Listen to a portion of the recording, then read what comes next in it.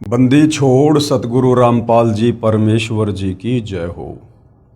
परम पिता परमात्मा सारी सृष्टि के रचनहार कुल मालिक असंख्य ब्रह्मांडों के स्वामी जगत गुरु तीनों लोकों में प्रवेश करके सबका धारण पोषण करने वाले राजाधिराज आत्माधार नाथों के नाथ देवों के देव महादेव सर्वेश्वर महेश्वर मृत्युंजय अजरो अमर आदि अनादि सनातनी प्रभु जगत पिता जगदीश्वर श्री श्री 1008 की उपाधि के वास्तविक अधिकारी अकाल मूर्त शब्द स्वरूपी राम वासुदेव सर्वगतम ब्रह्म परम पूज्य प्रथम पूज्य परम संत परम पुरुष परम धनी परम दयालु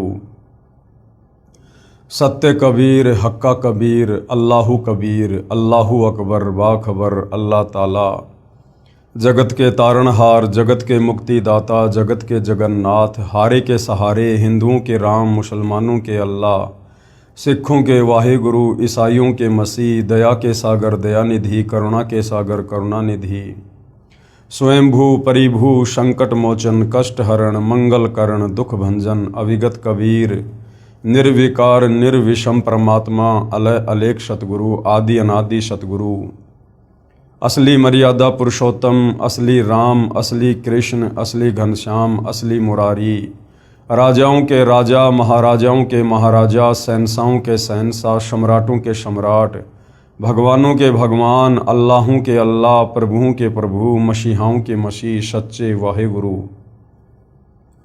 बाबाओं के बाबा पीरों के पीर सेठों के सेठ जगत सेठ सावड़सा सेठ सर्वगुण संपन्न अनंत कोटि कलाओं के स्वामी अनंत कोटि ब्रह्मांडों के नायक योगियों में महायोगी ध्यानियों में महाध्यानी सिद्धों में परम सिद्ध ज्ञानियों में तत्व ज्ञानी ब्रह्म ज्ञानी महाज्ञानी परम ज्ञानी सर्वश्रेष्ठ ज्ञानी विज्ञानी युवा कबीर समर्थ कबीर असमवात अमित ओजा सच्चे रहनुमा करीम अल्लाह सुभान अल्लाह दुनिया के अंतिम पैगंबर 8 सितंबर 1951 से गांव धनाना जिला सोनीपत हरियाणा भारतवर्ष की पावन भूमि पे प्रकट रियल कल की भगवान श्री नारायण साकार हरि श्री बाबा साहेब नूर अनंत परमात्मा सच्चे दरवेश सच्चे बाखबर संत शिरोमणि सतगुरु रामपाल जी परमेश्वर जी के चरण कमल में आप और हम सभी भाई बहनों का अनंत कोटि दंडवत प्रणाम।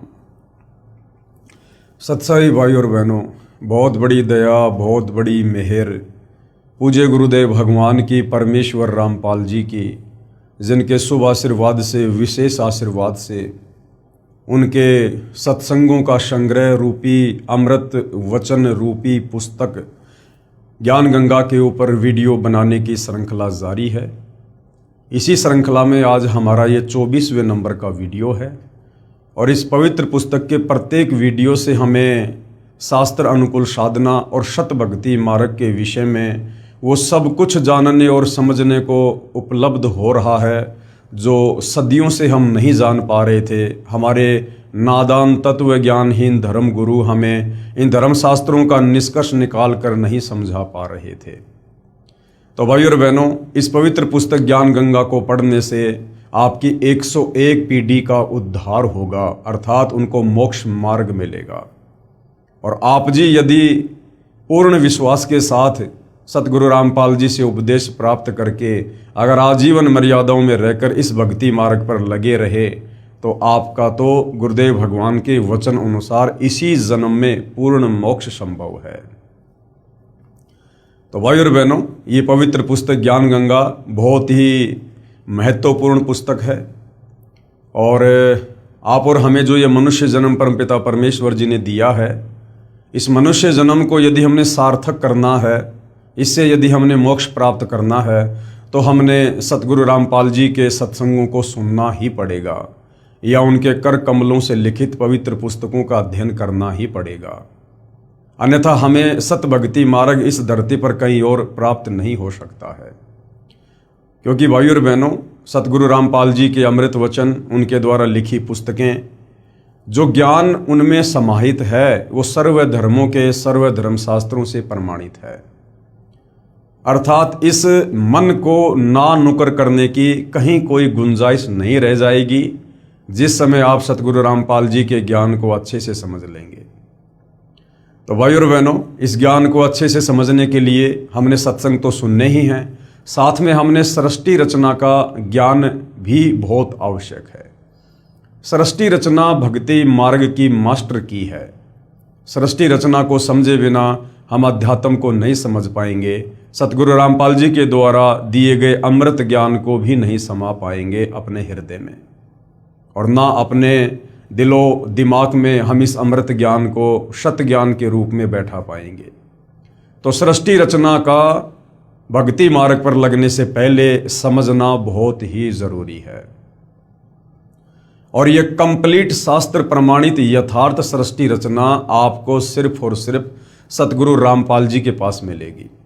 तो जब भी आप YouTube पर सतगुरु रामपाल जी के सत्संग सुनना शुरू करें तो सबसे पहले सृष्टि रचना को अवश्य सुनिएगा, या उनके द्वारा लिखित पुस्तकों में भी सृष्टि रचना का जिक्र अवश्य होता है।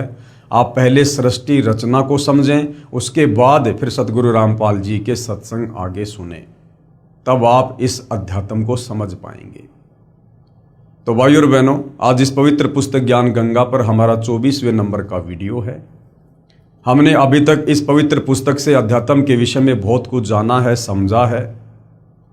किस प्रकार से हम पहले सतलोक में रहा करते थे, सर्व सुख वहाँ पर हम कबीर परमेश्वर जी के आशीर्वाद से मुफ्त में भोगा करते थे। फिर कैसे हम इस ज्योति निरंजन यानी काल के ऊपर आसक्त हुए और पतिव्रता धर्म से नीचे गिरे, और कबीर परमेश्वर जी ने हम सभी आत्माओं को इस काल के साथ यहाँ 21 ब्रह्मांडों में भेज दिया, और यहाँ आकर हम केवल अपना कर्म दंड ही भोग रहे हैं। यानी सतलोक में हमने जो गलती की थी, हम यहाँ काल के 21 ब्रह्मांडों में राजा महाराजा बनकर, देवता बनकर, आम व्यक्ति बनकर, लक 84 में गधे कुत्ते शुअर बनकर, नरक में असहनीय पीड़ाओं का सामना करके, तपतशिला पर कष्ट सहन करके, जन्म और मृत्यु के चक्कर में असहनीय पीड़ाओं का सामना करते हुए हम केवल अपने कर्मों का दंड भोग रहे हैं। सतलोक में हमने जो गलती की थी, हम उसकी सजा काट रहे हैं। तो भाई और बहनों, अब वो समय आ गया है, यदि हम चाहें तो अपनी उस महानादानी के चलते जो सज़ा आज हम यहाँ पर भोग रहे हैं, हम इस सज़ा को कम करवा सकते हैं, क्योंकि आज स्वयं कबीर परमेश्वर जी सतलोक से चलकर सतगुरु रामपाल जी के नाम से धरती पर प्रकट हैं। आज वे हमारी उन तमाम नादानियों को, हमारी गलतियों को क्षमा करने के लिए आए हैं। कहते हैं, जो मैं पूत कपूत हूँ बहुर पिता को लाज। बेटा बेटी चाहे कितनी बड़ी गलती क्यों ना कर दे, लेकिन माता पिता फिर भी उन्हें माफ़ कर देते हैं, अपने बच्चों की गलतियों को हृदय पर नहीं लेते हैं। तो आज भाई और बहनों, हमें पुनः उस कबीर परमेश्वर ने, दयालु परमात्मा ने एक बहुत ही ज़बरदस्त सुअवसर दिया है। यदि हम चाहें तो इस शास्त्र अनुकूल शत भक्ति मार्ग को, जो उन्होंने ही स्वयं आकर दिया है, हम इसको अच्छे से समझकर और उनसे उपदेश प्राप्त करके, भक्ति करके हम अपनी सज़ा को माफ़ करवा सकते हैं, कम करवा सकते हैं। लेकिन परमात्मा कहते हैं, सकल पदार्थ है जग माही, भाग बिना नर पावत नाही। इस कबीर परमेश्वर सतगुरु रामपाल जी की शरण में आना भी अपने संस्कार के ऊपर है, अपने भाग्य के ऊपर है। तो भाई और बहनों, चारों युगों में कबीर परमेश्वर जी आते हैं और हम आत्माओं को यही ज्ञान सुनाते हैं, यही ज्ञान समझाते हैं, जो वे आज सतगुरु रामपाल जी के नाम से प्रकट होकर हमें सुना रहे हैं, हमें बता रहे हैं। और इस सतज्ञान को सर्व धर्मों के सर्व धर्मशास्त्रों ने भी प्रमाणित किया है। और सतगुरु रामपाल जी पूर्ण संत हैं, तत्वदर्शी संत हैं। उनके अलावा संसार में कोई कथा करने का अधिकारी नहीं, कोई गुरु पद प्राप्त करके आगे दीक्षा देने का अधिकारी नहीं, कोई किसी का मोक्ष करवाना उनके अलावा संभव नहीं। और भाई और बहनों, हमारे धर्मशास्त्रों में पूर्ण संत की पूर्ण पहचान है, वो भी सतगुरु रामपाल जी ने हमें वेद और गीता से बताई है, समझाई है। साथ ही जो विश्व के जाने माने भविष्य वक्ता हैं, जिन्होंने सैकड़ों वर्ष पूर्व ही अपनी भविष्यवाणियाँ कर दी थी, आज उन भविष्य वक्ताओं की भविष्यवाणियाँ सतगुरु रामपाल जी पर खरी उतर रही हैं। तो भाई और बहनों, आप और हमने आज सतगुरु रामपाल जी को पूर्ण संत के रूप में पहचान कर और उनसे सत उपदेश लेकर अपनी आत्मा का कल्याण करवाने से पीछे नहीं रहना चाहिए। अन्यथा यदि एक बार ये सु अवसर हमारे हाथ से निकल गया, और सु अवसर हमारे हाथ से निकलेगा जिस समय ये मनुष्य जन्म छूट जाएगा, या सतगुरु रामपाल जी स्वयं सतलोक को वापस चले जाएंगे। उसके बाद इस धरती पर हमें कोई ये बातें बताने वाला नहीं होगा, हमें कोई मोक्ष प्रदान करवाने वाला नहीं होगा, और हम फिर से अनंत युगों के लिए इस काल बलि के 21 ब्रह्मांड में सजा काटने के लिए यहीं पर रह जाएंगे। तो भाई और बहनों, आज उस महापुरुष, परम दिव्य पुरुष, तेजपुंज के व्यक्तित्व के धनी, जो स्वयं सतलोक से चलकर पृथ्वी पर अवतरित हुए हैं, उस महापुरुष परम पूज्य गुरुदेव सतगुरु रामपाल जी के लीला में जीवन को हम थोड़ा सा समझेंगे, ताकि हमारा विश्वास दृढ़ हो कि किस प्रकार से उन्होंने सतलोक से चलकर गति करके धरती पर प्रकट होकर यहाँ एक आम व्यक्ति, आम संत की भांति लीला करते हुए आप और हम तक ये अमृत ज्ञान पहुँचा रहे हैं। तो पवित्र पुस्तक ज्ञान गंगा, जिसमें पूज्य गुरुदेव सतगुरु रामपाल जी का संक्षिप्त लीला में जीवन परिचय लिखा हुआ है, ये पवित्र पुस्तक ज्ञान गंगा है जो आप जियों के सामने है। पेज नंबर 168 है। सतगुरु रामपाल जी महाराज का संक्षिप्त परिचय, संक्षिप्त लीला में परिचय होना चाहिए। संक्षिप्त परिचय तो किसी का भी हो सकता है भाई और बहनों, किसी सरपंच का, किसी विधायक का, किसी देव का, किसी महादेव का, लेकिन वास्तव में जो लीलाधर है, वास्तव में जो लीला करने के लिए आते हैं, वो कबीर परमात्मा स्वयं सतगुरु रूप में आते हैं। बाकी ये जितने भी देवी देवता हैं, ब्रह्मा विष्णु महेश हैं, ये अवतार रूप में आते हैं, राम रूप में, श्री कृष्ण रूप में, अन्य रूप में। तो हम इनके जीवन काल को लीला नहीं कह सकते, क्योंकि ये इस पृथ्वी पर कोई लीला करने के लिए नहीं आते हैं, ये केवल अपना कर्म दंड भोगने के लिए आते हैं। जैसे विष्णु जी को नारद जी का श्राप लगा, तो त्रेता युग में वो अपना कर्म दंड भोगने के लिए और यहाँ पर श्री रामचंद्र रूप में एक जीवन जी कर गए। रामचंद्र वाले जीवन में उन्होंने बाली को धोखे से मारा, एक नया उनका वो कर्म बन गया।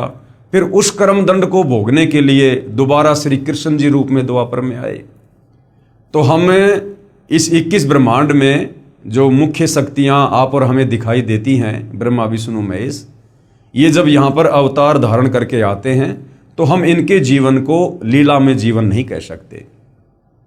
लेकिन कबीर परमेश्वर जी, जिनके ऊपर कोई कर्म दंड लागू नहीं होता है, वो इन कर्म और भ्रमों से दूर हैं। वो तो दुनिया के कर्म दंड काटने के लिए आते हैं, दुनिया की भ्रमणाओं का समाधान करने के लिए आते हैं। तो कबीर परमेश्वर जी जब सतगुरु रूप में, तत्वदर्शी संत के रूप में धरती पर प्रकट होकर लीला करते हैं, तो उनके लीला में जीवन काल को समझने के लिए हमने लीला में संक्षिप्त जीवन परिचय शब्द का ही प्रयोग करना चाहिए। सतगुरु रामपाल जी महाराज का संक्षिप्त लीला में जीवन परिचय। सतगुरु रामपाल जी का प्राकाटे, हालांकि यहाँ पर लेखक के द्वारा जन्म शब्द का प्रयोग किया गया है, लेकिन अब सतगुरु रामपाल जी की वास्तविक परमात्मा वाली स्थिति से परिचित होने के बाद हम उनके नाम के आगे जन्म शब्द का प्रयोग नहीं कर सकते, क्योंकि उनका जन्म नहीं होता है। ये स्वयंभू परमात्मा हैं, ये परिभू हैं। कबीर मनीषी परिभू, शुक्रम अकायम असनावीरम, यजुर्वेद इसका प्रमाण है। और कबीर परमेश्वर जी भी अपनी वाणी में सतगुरु की परिभाषा के विषय में बताते हैं कि ना सतगुरु जननी जनय और जाके माना बाप, पिंड भ्रमण से रहित है ना वहाँ तीनों ताप। जो वास्तव में सतगुरु होगा, सतगुरु कहलाने का अधिकारी होगा, वो कभी भी माँ के गर्भ से जन्म लेकर नहीं आता है। ये बात और है कि कबीर परमेश्वर जी जब सतगुरु रूप में धरती पर प्रकट होते हैं, तो हम जीवों की चरम दृष्टि को धोखा देते हुए लीला वो कुछ भी कर सकते हैं। लेकिन इस सत्य ज्ञान से परिचित होने के बाद और सतगुरु की परिभाषा से परिचित होने के बाद हम अपने पूज्य गुरुदेव भगवान परमेश्वर का प्रयोग नहीं कर सकते। सतगुरु रामपाल जी का प्राकाटे 8 सितंबर 1951 को गांव धनाना, जिला सोनीपत, हरियाणा में एक किसान परिवार में हुआ। पढ़ाई पूरी करके हरियाणा प्रांत में सिंचाई विभाग में जूनियर इंजीनियर की पोस्ट पर 18 वर्ष कार्यरत रहे। सन 1988 में परम संत राम देवानंद जी से दीक्षा प्राप्त की तथा तन मन से सक्रिय होकर स्वामी राम देवानंद जी द्वारा बताए भक्ति मार्ग से साधना की तथा परमात्मा का साक्षात्कार किया। अब देखिए भाइयों और बहनों, इस पुस्तक के जो लेखक हैं वो भगत हैं और इस पुस्तक में जो ज्ञान है वो सतगुरु रामपाल जी के सत्संगों का संग्रह है। लेकिन लेखक की एक अपनी सोच है, क्योंकि लेखक एक भगत है, परमात्मा नहीं है। तो लेखक ने जैसा सतगुरु रामपाल जी को जाना है, पहचाना है, उस हिसाब से लेखक यहां पर अपने विचार व्यक्त कर रहा है। तो लेखक में भिन्नता होती है। इसलिए आप जो इस पवित्र पुस्तक पर वीडियो देख रहे हैं, तो जैसा हमने सतगुरु रामपाल जी को उन्हीं के आशीर्वाद से जाना है, पहचाना है, अंश मात्र उनकी महिमा से परिचित हुए हैं, उस आधार से हम तो यही कहेंगे कि सन 1988 में यहां पर जो ये परम संत है, ये शब्द आदरणीय राम देवानंद जी के नाम से पहले प्रयोग नहीं होना चाहिए, क्योंकि परम संत एक समय में धरती पर एक ही होता है। परम संत कहो या पूर्ण संत कहो या तत्वदर्शी संत कहो, ये भूमिका स्वयं सतलोक से चलकर कबीर परमात्मा स्वयं ही निभाते हैं। और एक समय में धरती पर दो दो परम संत नहीं हो सकते हैं। तो आदरणीय राम देवानंद जी, जो कि सतगुरु रामपाल जी के मुंह बोले गुरुदेव की जिन्होंने भूमिका की है, तो जाहिर सी बात है वो सतगुरु रामपाल जी के समकालीन रहे हैं, क्योंकि उनका आपस में लीलामय तरीके से गुरु शिष्य का नाता रहा है। तो परम संत तो उनमें से एक ही हो सकता है, दो तो नहीं हो सकते। जैसे आज से लगभग 650 साल पहले कबीर परमेश्वर जी बनारस के काशी में प्रकट हुए और उन्होंने पंडित रामानंद जी को अपना मुंह बोला गुरु धारण किया। और कहने को तो जगत वालों के सामने उस समय कबीर जी, जो कि परम संत थे, पूर्ण संत थे, तत्वदर्शी संत थे, वो गुरु शिष्य परंपरा को बनाए रखने के लिए और पंडित रामानंद जी को अपना गुरुदेव कहा करते थे, अपना परमात्मा कहा करते थे, उनको परम संत, पूर्ण संत कहा करते थे।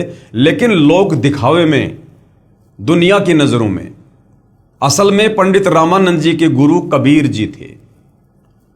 ठीक वही लीला, वही भूमिका भाइयों और बहनों वर्तमान में भी निभाई गई है, क्योंकि सतगुरु रामपाल जी के रूप में वही परम शक्ति, वही कबीर देव पुनः धरती पर प्रकट हुए हैं 8 सितंबर 1951 को।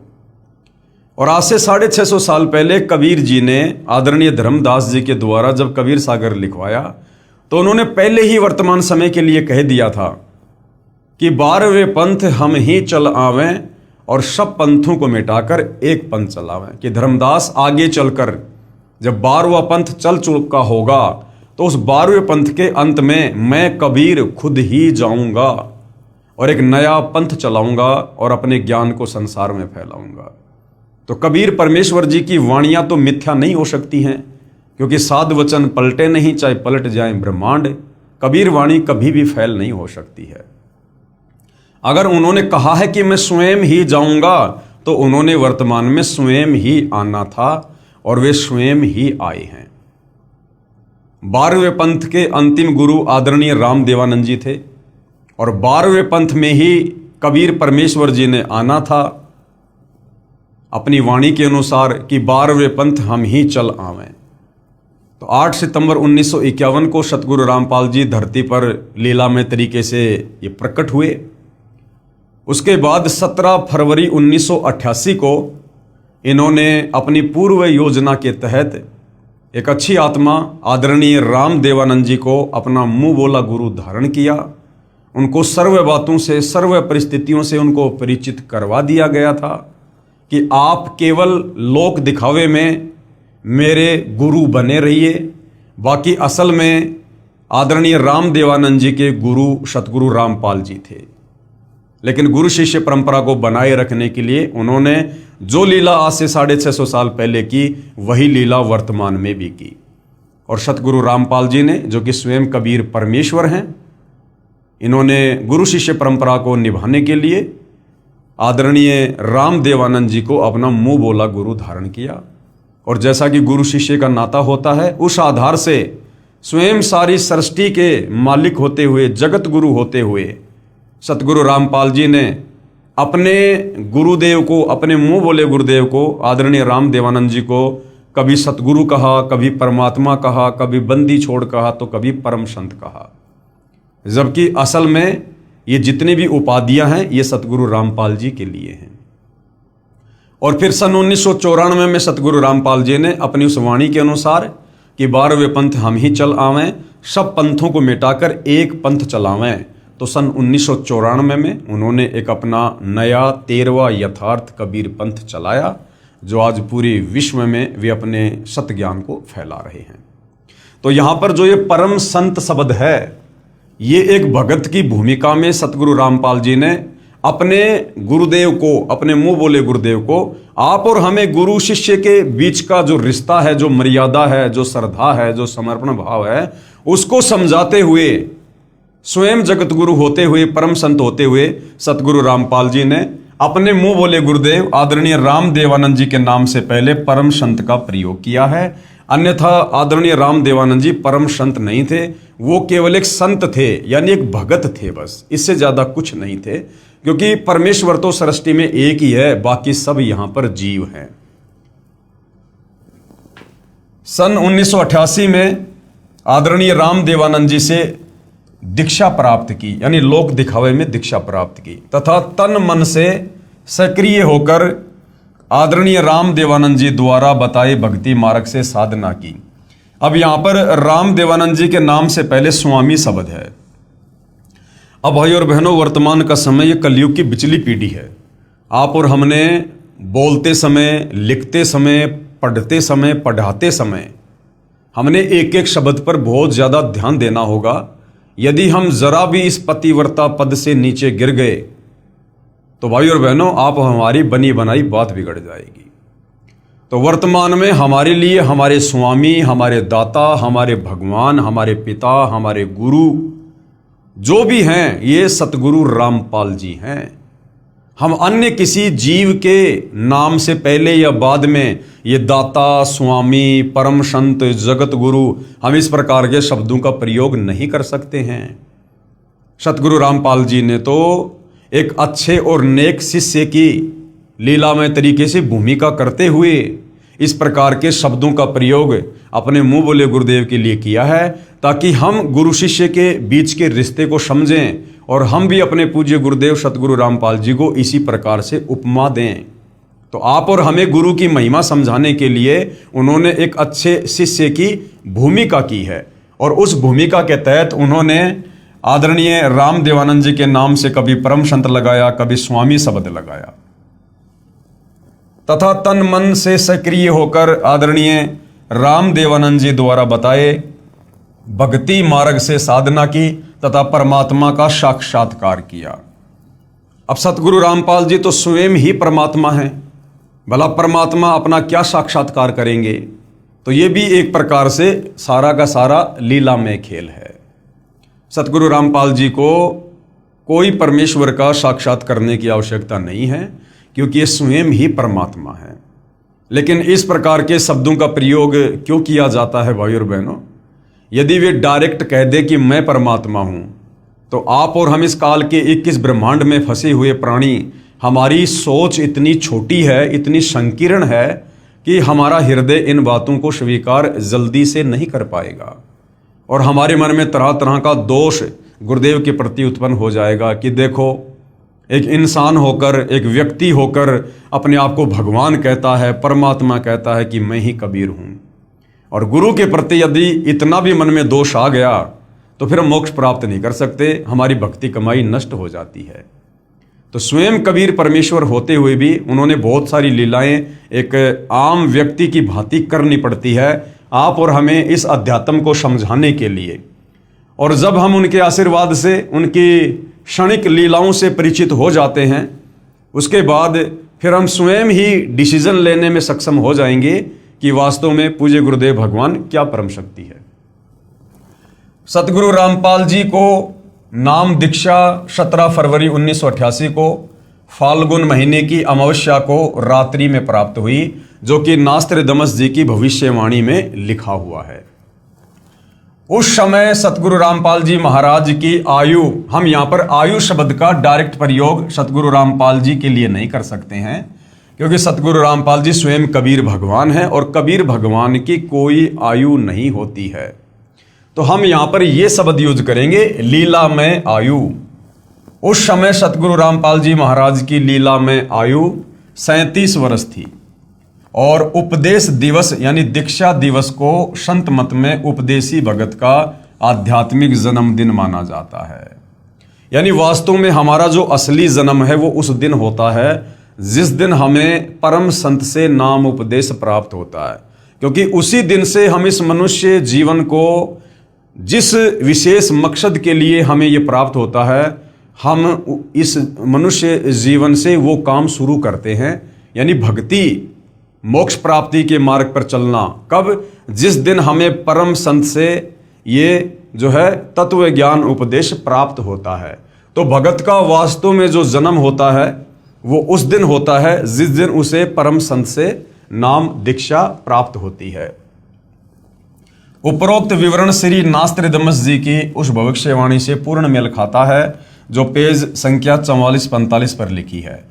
जिस समय उस तत्व दृष्टा सायरन यानी धार्मिक नेता का आध्यात्मिक जन्म होगा, उस दिन अंधेरी अमावस्या होगी। उस समय उस विश्व नेता की आयु 16, 20, 25 वर्ष नहीं होगी। वह तरुण नहीं होगा, बल्कि वह प्रौढ़ होगा, यानी ना बूढ़ा होगा ना जवान होगा। और वह 50 और 60 वर्ष के बीच की उम्र में संसार में प्रसिद्ध होगा। वह सन 2006 होगा। तो नास्त्रदमस जी की भविष्यवाणी के अनुसार एक एक शब्द सतगुरु रामपाल जी के लीला में जीवन के ऊपर खरे उतर रहे हैं। सन 1993 में आदरणीय राम देवानंद जी महाराज ने आपको यानी सतगुरु रामपाल जी को सत्संग करने की आज्ञा दी। भाई आज्ञा तो परमात्मा देते हैं सत्संग करने की, सेवा करने की। तो यहां पर हम सीधे शब्दों में ये नहीं कह सकते कि आदरणीय राम देवानंद जी ने सतगुरु रामपाल जी को सत्संग करने की आज्ञा दी। सारी सृष्टि के मालिक को, जगत गुरु को कौन आज्ञा दे सकता है? ये आते हैं स्वयं सतलोक से चलकर हमें आज्ञा देने के लिए। तो लीला में तरीके से आप जी को सत्संग करने की आज्ञा दी, आप जी के ही आदेश अनुसार। तथा सन 1994 में नामदान करने की लीला में तरीके से आज्ञा प्रदान की। भक्ति मार्ग में लीन होने के कारण, अब भाई और बहनों हम ये नहीं कह सकते परमात्मा के लिए कि भक्ति मार्ग में लीन होने के कारण।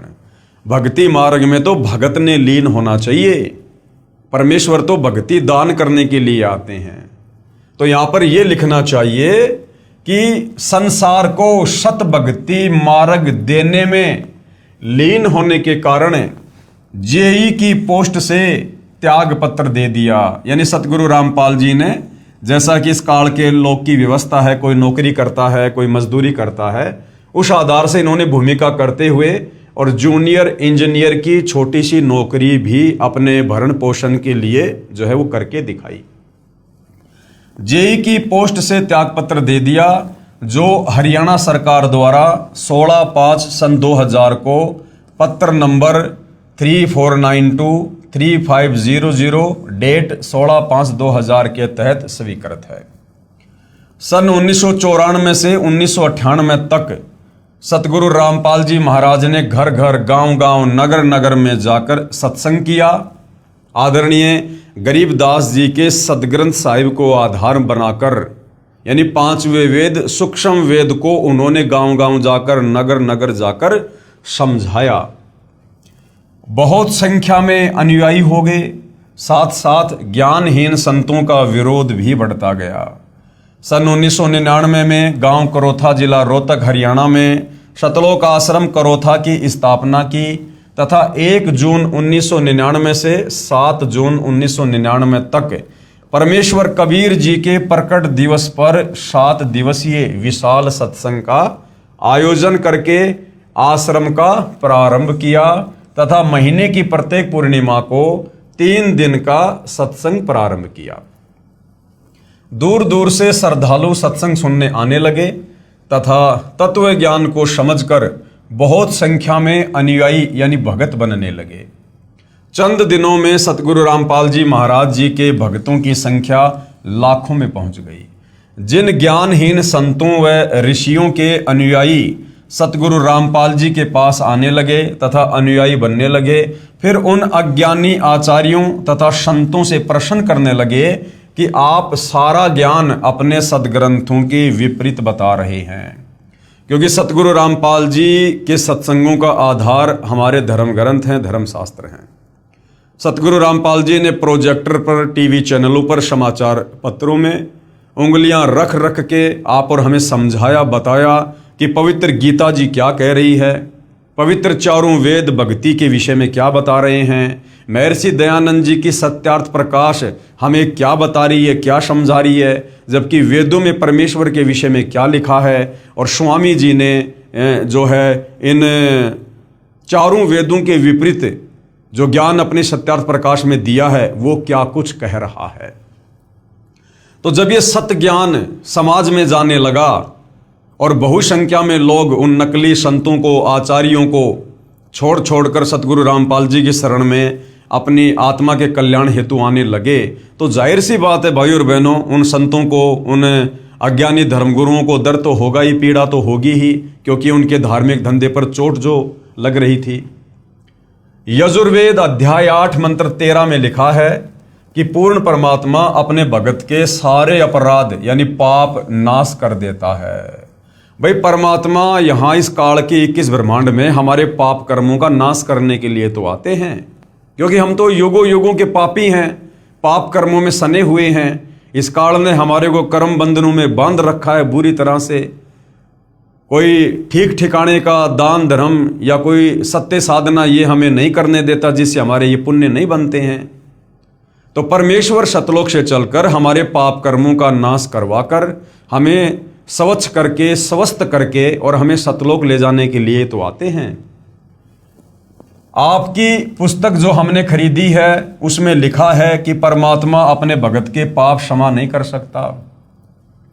यानी जो विशेषकर आर्य समाज से जुड़े लोग थे, जो महर्षि दयानंद जी के प्रवचनों से, उनकी पुस्तकों से काफ़ी प्रभावित थे और सत्यार्थ प्रकाश को जब वो पढ़ा करते थे तो सत्यार्थ प्रकाश में दयानंद जी ने लिखा है कि परमात्मा अपने भगत के, भक्ति करने वाले साधक के पाप कर्मों का नाश नहीं करता है।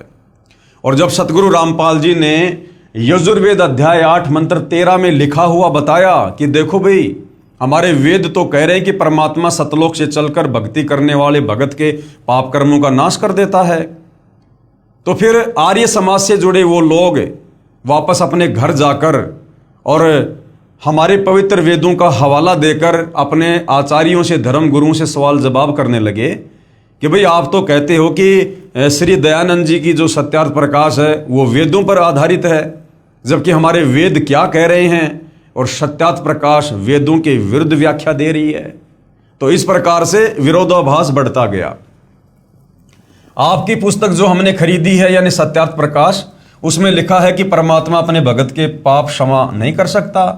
आपकी पुस्तक सत्यार्थ प्रकाश समोल्लास 7 में लिखा है कि सूर्य पर पृथ्वी की तरह मनुष्य तथा अन्य प्राणी निवास करते हैं, इसी प्रकार पृथ्वी की तरह सर्व वहाँ पर पदार्थ हैं, बाग बगीचे हैं, नदी हैं, झरने हैं, आदि आदि। क्या ये संभव है? पवित्र यजुर्वेद अध्याय 5 मंत्र 1 में लिखा है कि परमात्मा सहशरीर है, अग्ने तनु असी विष्णवे तवा सोमस्य तनु रसी। इस मंत्र में 2 बार गवाही दी है कि परमेश्वर यानी परमात्मा सहशरीर है, साकार है।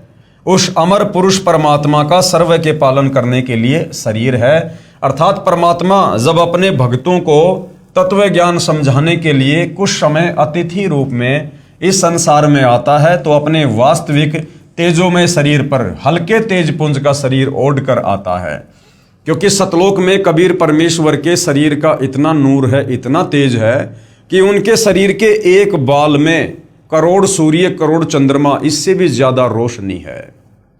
अब यदि वो कबीर परमात्मा अपने वास्तविक तेजोमय रूप में इस पृथ्वी पर आ भी जाए तो हम उनको देख ही नहीं पाएंगे, क्योंकि परमेश्वर का शरीर पारदर्शी है, बहुत तेजोमय है। जिस प्रकार भाइयों और बहनों एक शीशा होता है, बहुत साफ सुथरा है, पारदर्शी है, और ये मक्खी मच्छर उसके टक्कर मारते हैं क्योंकि वो पारदर्शी है। इसी प्रकार कबीर परमेश्वर जी का जो ओरिजिनल जो तेजोमय शरीर है वो पारदर्शी है, नूरी है। अगर वो आ भी गए तो हम उनको देख नहीं पाएंगे। उसको वही साधक देख सकता है जिसकी दिव्य दृष्टि खुल जाती है, जिसको कबीर परमेश्वर जी दिव्य दृष्टि प्रदान कर देते हैं। अब जैसे भाइयों और बहनों, यहाँ पर भूत भी हैं, प्रेत भी हैं, पिशाच भी हैं, घूमते रहते हैं, अपनी योनि भोग रहे हैं, लेकिन वो सूक्ष्म शरीर में होते हैं, और सूक्ष्म शरीर में होने के चलते हम उनको अपनी इस चरम दृष्टि से देख नहीं सकते। हमारे आसपास बहुसंख्या में भूत पिशाच घूमते रहते हैं दिन रात, लेकिन हम अपनी चरम दृष्टि से उनके सूक्ष्म शरीर को देख नहीं सकते हैं। तो सोचिए, जब हम एक भूत पिशाच के शरीर को नहीं देख सकते तो कबीर परमेश्वर जी के शरीर की हम क्या व्याख्या करें? वे तो नूरी हैं, तेजोमय हैं। तो इस प्रकार से वेदों में लिखा है कि कबीर परमेश्वर का जो शरीर है वो मानव सदृश है, वो साकार हैं, दिखाई देते हैं, लेकिन वो भक्ति विधि अलग है, जिस भक्ति विधि से हम उनको देख सकते हैं, हम उनके दर्शन कर सकते हैं। और महर्षि दयानंद जी ने अपनी सत्यार्थ प्रकाश में लिखा है कि परमात्मा निराकार है, परमात्मा का साक्षात्कार नहीं किया जा सकता।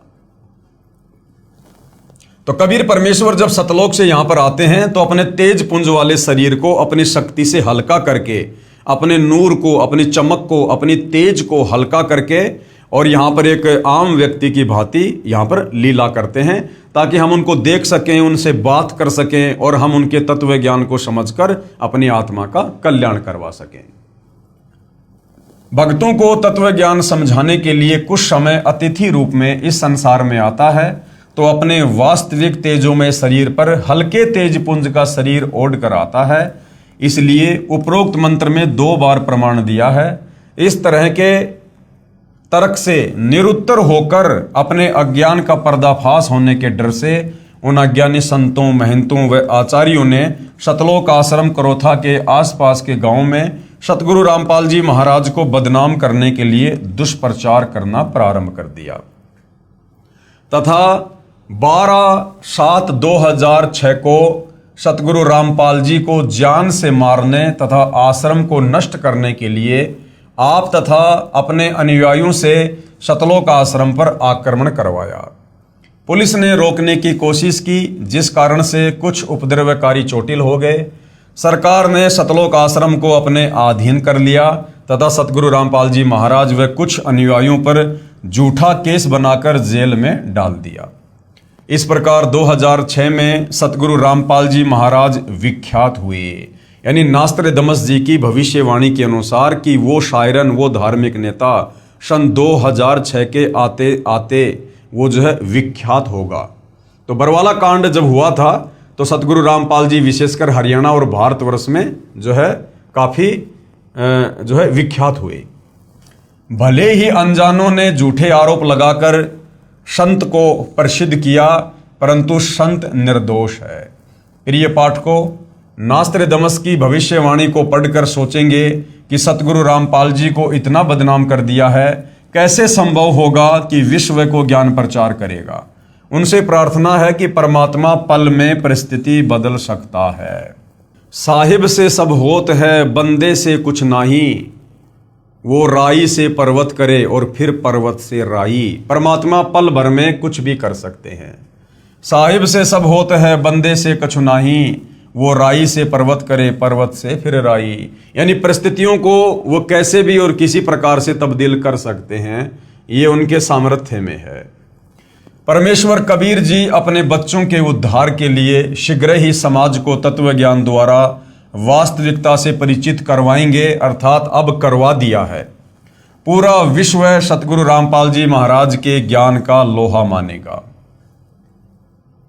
सतगुरु रामपाल जी महाराज सन 2003 से अखबारों व टीवी चैनलों के माध्यम से सत्य ज्ञान का प्रचार कर अन्य धर्मगुरुओं से कह रहे हैं कि आपका ज्ञान शास्त्र विरुद्ध, अर्थात आप भगत समाज को शास्त्र रहित पूजा करवा रहे हैं और दोषी बन रहे हैं। यदि मैं गलत कह रहा हूं तो इसका जवाब दो। आज तक किसी भी संत ने जवाब देने की हिम्मत नहीं की, क्योंकि उन संतों के पास में शास्त्र अनुकूल साधना नहीं है, उनके पास में तत्व ज्ञान का अभाव है, वो सृष्टि रचना से अपरिचित हैं, जिस कारण से वो सत्य का सामना करने में सक्षम नहीं है, भले वो कितने बड़े आचार्य या शंकराचार्य के पदों पर क्यों ना विराजमान है। सतगुरु रामपाल जी महाराज को ईस्वी सन यानी 2001 में अक्टूबर महीने के प्रथम बृहस्पतिवार को अचानक प्रेरणा हुई कि सर्व धर्मों के सदग्रंथों का गहराई से अध्ययन कर इस आधार पर सर्वप्रथम पवित्र श्री मद् भगवद गीता जी का अध्ययन किया। अब देखो भाइयों और बहनों, बार बार कहना पड़ता है कि सतगुरु रामपाल जी कोई आम व्यक्ति, कोई आम संत नहीं है, ये लीला अवश्य कर रहे हैं। ये स्वयं कबीर देव हैं, सारी सृष्टि के मालिक हैं। और सतगुरु रामपाल जी को, जो कि सर्वज्ञ हैं, जगत गुरु हैं, इनको किसी भी धर्म ग्रंथ का अध्ययन करने की कोई आवश्यकता नहीं है। सर्व ज्ञान इनके अंदर समाहित है और सतगुरु रामपाल जी को प्रेरणा नहीं होती है। भगवान दूसरों को प्रेरणा किया करते हैं, भगवान को प्रेरणा नहीं हुआ करती है। भगवान किसी प्रेरणा के आधार से नहीं चला करते हैं, क्योंकि सतगुरु रामपाल जी आप और हमारी तरह कोई जीव नहीं है, ये स्वयं परमात्मा है। सन 2001 में अक्टूबर महीने के प्रथम बृहस्पतिवार को अपनी पूर्व निर्धारित योजना के अनुसार सतगुरु रामपाल जी ने सर्व धर्मों के सदग्रंथों का भगत समाज के सामने खुलासा करना शुरू किया, ना कि सर्व धर्मों के सदग्रंथों का गहराई से अध्ययन किया, क्योंकि परमेश्वर को किसी भी सदग्रंथ के अध्ययन करने की आवश्यकता नहीं पड़ती है। अगर कोई सदग्रंथों का अध्ययन करके आगे ज्ञान देगा तो फिर हम उसको सतगुरु नहीं कह सकते, हम उसको जगत गुरु नहीं कह सकते हैं, क्योंकि कोई भी व्यक्ति पूरे विश्व के सदग्रंथों का अध्ययन करके ज्ञान प्राप्त नहीं कर सकता, समाज को ज्ञान नहीं दे सकता। इंसान की एक कैपेसिटी है, एक औकात, एक सीमा है। जिस प्रकार एक कुएं का जल होता है और जिस प्रकार एक समुद्र का जल होता है, तो कुआं समझो एक जीव, एक व्यक्ति, वो व्यक्ति अपने जल से, जिस प्रकार वो कुआं अपने जल से कितने लोगों की आवश्यकता पूरी कर सकता है, और समुद्र का जल अथाह होता है, अथाह असीमित। तो सतगुरु रामपाल जी ने किन्हीं सदग्रंथों का अध्ययन करने की आवश्यकता नहीं पड़ती है। वे स्वयं परिपूर्ण हैं, सर्वज्ञ हैं, सर्व सिद्धियों के स्वामी हैं। वे दुनिया को अध्ययन करवाते हैं।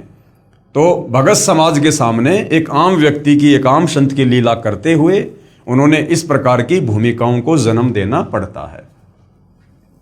इस आधार पर सर्वप्रथम पवित्र श्री मद् भगवद गीता जी का अध्ययन किया तथा पुस्तक गहरी नजर गीता में रचना की, तथा उसी आधार पर सर्वप्रथम राजस्थान प्रांत के जोधपुर शहर में मार्च 2002 में सत्संग प्रारंभ किया। इसलिए नास्त्रदमस जी ने कहा है कि विश्व धार्मिक हिंदू संत अर्थात सायरन 50 वर्ष की उम्र में अर्थात 2001 गे ज्ञाता होकर प्रचार करेगा। सतगुरु रामपाल जी महाराज का प्राकाट्य ना कि जन्म पवित्र हिंदू धर्म में सन 1951 में 8 सितंबर को गांव धनाना, जिला सोनीपत, प्रांत हरियाणा, भारत में एक किसान परिवार में हुआ। अब भाइयों और बहनों, जन्म क्यों नहीं कह सकते? क्योंकि आदरणीय गरीबदास जी, जो लगभग 300 साल पहले गांव छुड़ानी, जिला झज्जर, हरियाणा में हुए हैं, वो कबीर परमेश्वर जी के सत्य ज्ञान से परिचित हुए। कबीर परमात्मा जी जिंदा बाबा के रूप में सतलोक से चलकर धरती पर प्रकट हुए, उनको अपना ज्ञान दिया, नाम दिया। फिर उसके बाद गरीबदास जी की आत्मा को शरीर से निकालकर सतलोक ले गए, उन्हें सर्व ब्रह्मांडों की रचना से परिचित करवाया, उनका ज्ञान योग खोला और वापस उन्हें उस शरीर में छोड़ा। उसके बाद आदरणीय गरीबदास जी ने कलम तोड़ महिमा अपने पूज्य गुरुदेव बंदी छोड़ कबीर साहिब जी की है। तो उनका जो ग्रंथ है आदरणीय गरीबदास जी का सदग्रंथ साहिब, उसमें से कुछ वाणियां निकालकर सतगुरु रामपाल जी ने हमें त्रिकाल संध्या के तहत दोपहर की आरती बना कर दी है, जिसको असुर निकंदन रमेणी कहते हैं। तो असुर निकंदन रमेणी में आदरणीय गरीबदास जी ने अपने पूज्य गुरुदेव के लिए कुछ कहा है। गरीबदास जी के पूज्य गुरुदेव कौन? जिंदा महात्मा कबीर परमेश्वर। तो गरीबदास जी ने कहा कि सतगुरु दिल्ली मंडल आईसी और सूती धरणी सूम जगाईसी। यानी मेरे गुरुदेव बंदी छोड़ कबीर आगे चलकर कलयुग की बिचली पीढ़ी में दिल्ली मंडल में आएंगे। तो 8 सितंबर 1951 को दिल्ली मंडल में आदरणीय गरीबदास जी के ही सतगुरु आए हैं। कौन? सतगुरु रामपाल जी। और आदरणीय गरीबदास जी के सतगुरु कौन? स्वयं कबीर परमात्मा। तो सतगुरु रामपाल जी कौन हुए? स्वयं कबीर भगवान। अब कबीर भगवान फिर जन्म लेकर नहीं आएगा, वो प्रकट ही होता है। इस प्रकार सन 2001 में सतगुरु रामपाल जी महाराज की लीला में आयु 50 वर्ष बनती है। सो नास्त्रदमस के अनुसार खरी है, इसलिए वह विश्व धार्मिक नेता सतगुरु रामपाल जी महाराज ही हैं, जिनकी अध्यक्षता में भारतवर्ष पूरे विश्व पर राज्य करेगा। पूरे विश्व में एक ही ज्ञान यानी भक्ति मार्ग चलेगा, एक ही कानून होगा, यानी जो नियम सतगुरु रामपाल जी बनाएंगे वही लागू होंगे। कोई दुखी नहीं होगा, विश्व में पूर्ण शांति होगी। जो विरोध करेंगे अंत में वे भी पश्चाताप करेंगे तथा तत्व ज्ञान को स्वीकार करने पर विवश होंगे और सर्व मानव समाज मानव धर्म का पालन करेगा और पूर्ण मोक्ष प्राप्त करके सतलोक जाएंगे। जिस तत्व ज्ञान के विषय में नास्त्रदमस जी ने अपनी भविष्यवाणी में उल्लेख किया है कि उस विश्व विजेता संत के द्वारा बताए शास्त्र प्रमाणित तत्व ज्ञान के सामने पहले के सभी संत निष्प्रभ यानी असफल हो जाएंगे तथा सभी को नम्र होकर झुकना पड़ेगा। उसी के विषय में परमेश्वर कबीर बंदी छोड़ जी ने अपनी अमृतवाणी में पवित्र कबीर सागर ग्रंथ में, जो संत धर्मदास जी द्वारा लगभग 550 वर्ष पहले लिपिबद्ध किया गया है, कहा है कि एक समय आएगा जब पूरे विश्व में मेरा ही ज्ञान चलेगा। 650 साल पहले कबीर परमेश्वर ने धर्मदास जी को कह दिया था कि पूरे विश्व में धर्मदास मेरा ही ज्ञान चलेगा, घर घर में मेरी ही पूजा होगी, पूरा विश्व शांति पूर्वक भक्ति करेगा, आपस में विशेष प्रेम होगा, सतयुग जैसा समय यानी स्वर्णम युग होगा। परमेश्वर कबीर बंदी छोड़ द्वारा बताए ज्ञान को सतगुरु रामपाल जी महाराज ने समझा है, जबकि भाई और बहनों सतगुरु रामपाल जी स्वयं कबीर भगवान हैं, कबीर परमात्मा हैं। इन्होंने किसी के ज्ञान को समझने की आवश्यकता नहीं है और ना इनसे ऊपर कोई ज्ञान देने वाला सृष्टि में है। लेकिन यहाँ पर वही बात है, गुरु शिष्य परंपरा का निर्वाह करते हुए आप और हम एक अच्छे भगत की भूमिका निभाकर वो दिखा रहे हैं, ताकि हम भी अपने पूज्य गुरुदेव सतगुरु रामपाल जी से उपदेश प्राप्त करके उनके दिखाए मार्ग अनुसार एक नेक सच्चे और अच्छे भगत की भूमिका कर सकें। इसी ज्ञान के विषय में कबीर साहिब जी ने अपनी वाणी में कहा है कि कबीर और ज्ञान सब ज्ञानड़ी और कबीर ज्ञान सो ज्ञान, और जैसे गोला तोप का करता चले मैदान। और ज्ञान सब ज्ञानड़ी, बाकी जितने भी धर्मगुरु हैं, आचार्य शंकराचार्य हैं, उनका जो ज्ञान है वो बहुत ही क्षणिक है, वो क्षेत्रीय ज्ञान है, बहुत सीमित है, आत्म कल्याण वाला भी नहीं है, उनको आत्म ज्ञान भी नहीं है, परमात्म ज्ञान तो बहुत दूर की बात है। और कबीर परमेश्वर जी का जो ज्ञान है वो वास्तविक तत्व ज्ञान है, सर्वोपरि है। कबीर और ज्ञान सब ज्ञानड़ी, कबीर ज्ञान सो ज्ञान, जैसे गोला तोप का करता चले मैदान। जिस प्रकार लड़ाई के मैदान में तोप छोड़ दी जाती थी, तो जहां तक वो तोप का गोला जाता था मैदान को बिल्कुल सफाचट करता हुआ जाता था, जो भी उसके सामने आ जाता था। तो कबीर परमेश्वर जी का तत्व ज्ञान तोप के गोले की तरह है, इसके सामने इन नकली धर्म गुरुओं का ये छोटा मोटा अज्ञान टिक नहीं पाएगा। भावार्थ है कि यह तत्व ज्ञान इतना प्रबल है कि इसके समक्ष अन्य संतों व ऋषियों का ज्ञान टिक नहीं पाएगा। जैसे तोप यंत्र का गोला जहां भी गिरता है वहां पर सर्व किलों तक को ढहाकर साफ मैदान बना देता है। यही प्रमाण संत गरीबदास जी छुडानी जिला झज्जर हरियाणा वाले ने दिया है कि सतगुरु यानी तत्वदर्शी संत परमेश्वर कबीर बंदी छोड़कर भेजा हुआ दिल्ली मंडल में आएगा। अब भाई और बहनों, इस विषय को बहुत ही ध्यानपूर्वक समझने की आवश्यकता है।